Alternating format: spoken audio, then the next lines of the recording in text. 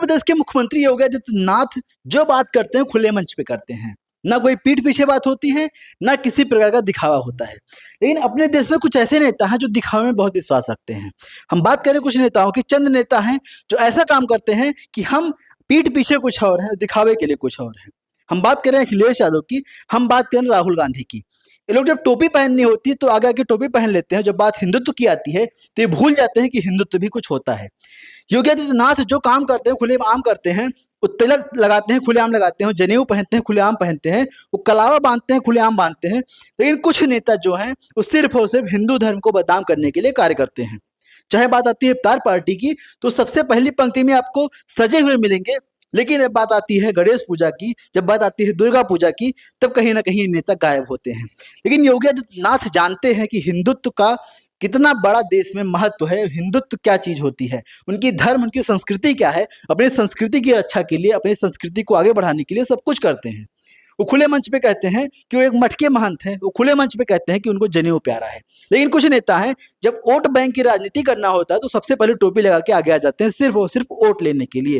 ये ऐसे नेता हैं, न हिंदू के हैं न मुसलमान के हैं, सिर्फ और सिर्फ अवसरवादी हैं। लेकिन योगी आदित्यनाथ कभी अवसरवादी नहीं रहे हैं, उनकी ये सोच रही है जो करना है खुलेआम करना है। योगी आदित्यनाथ का वो भाषण सुनवाते हैं जिसमें उन्होंने कहा था कि वो पीठ पीछे ईद नहीं मनाते, वो खुलेआम दिवाली मनाते हैं। लेकिन जो शांति से ईद मनाता है उसके लिए पूरा सहयोग करते हैं, शासन प्रशासन की तरफ से पूरा सहयोग किया जाता है। लेकिन वो ये नहीं करते कि उनको चुपके से ईद मना रहे हैं पीठ पीछे और सामने दिखा रहे हैं कि हिंदुत्व के बड़े नेता हैं। पहले योगी का आप ये भाषण सुनिए। सरकार ने पूछा था कि आप दीपोत्सव अयोध्या में मना रहे हैं, होली यहां मना रहे हैं, ईद कहां मनाएंगे?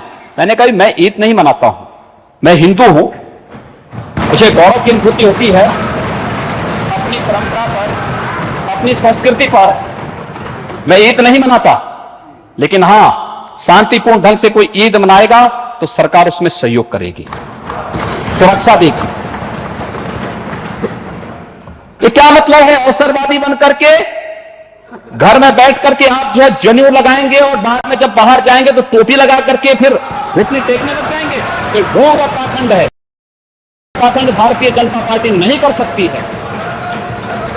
हम लोग पाखंड नहीं कर सकते, जो अंदर है वही बाहर है। तो किस प्रकार से योगी बता रहे हैं कि जो उनको करना होता है खुलेआम करते हैं, लेकिन तमाम नेता ऐसे हैं जो गोल टोपी पहन के घूमते रहते हैं, सिर्फ और सिर्फ धर्म के नाम पे राजनीति करते हैं, वोट बैंक साधते हैं, अवसरवादी नेता हैं। लेकिन योगी आदित्यनाथ कई मामलों में खुले मंच पे कहते चले आए हैं कि वो कोई अवसरवादी नहीं है, उनको जो करना होता है खुलेआम करते हैं, उनको वोट बैंक की राजनीति नहीं करनी, उनको सिर्फ और सिर्फ प्रदेश के लिए काम करना है। योगी आदित्यनाथ के तमाम भाषण हैं, तमाम सारी बातें हैं जो उन्होंने खुले मंच पे कही, आपको सुनवाते हैं कि किस प्रकार से योगी आदित्यनाथ ने खुले मंच पे दहाड़ा है।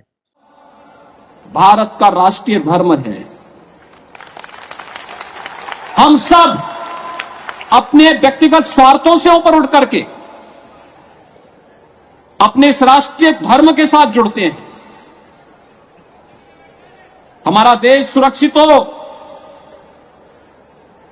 हमारे मान बिंदुओं की पुनर्स्थापना हो, गौ ब्राह्मण की रक्षा हो, किसी कालखंड में अगर हमारे धर्मस्थलों को अपवित्र किया गया है उनकी पुनर्स्थापना का एक अभियान चले। और इस अभियान का क्रम आज आप देख रहे होंगे, अयोध्या में 500 वर्षों के बाद प्रधानमंत्री मोदी जी के प्रयास से भगवान राम के भव्य मंदिर के निर्माण का कार्य आज पूरा होने जा रहा है।